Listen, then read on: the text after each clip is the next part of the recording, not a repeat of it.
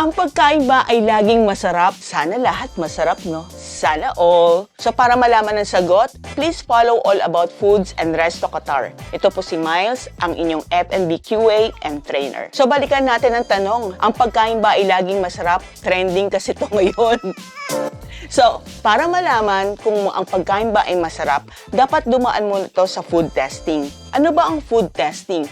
Ang food testing ay ang pagtikim sa pagkain para malaman kung ito ba ay safe, high standard, or high quality standards at naaayon sa regulations. So, dapat natin lagi ginagawa ang food testing. Ako, araw-araw ko itong ginagawa as a QA and a trainer. So, sa food testing, malalaman kung ang pagkain ba ay naaayon sa quality at sa taste. Kasi hindi lahat ng pagkain ay masarap. O pwedeng sa akin ay masarap, o pwede namang sa'yo ay hindi. So, meron tayong tatlong ginagawa bago mag-food testing.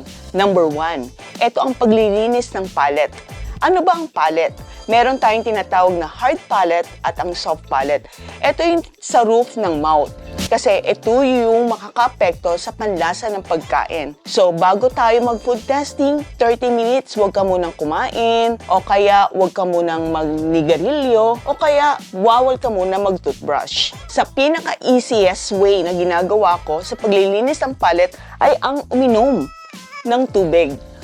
Ito ay makakatulong para mawala mga panlasa ng mga nauna mong nakain. Dapat room temperature ha. Pangalawa, test environment. Ano ba to? Dapat limitahin muna natin yung mga bilang ng mga pagkain na dapat i-food test. Kung bonggang-bongga, kung napakarami, pwede naman mag-part 2, di ba? Sa paglilimit ng mga samples, dapat hindi tayo nag-evaluate ng mga pagkain ng more than 4 to 6 para maiwasan ang sensory fatigue.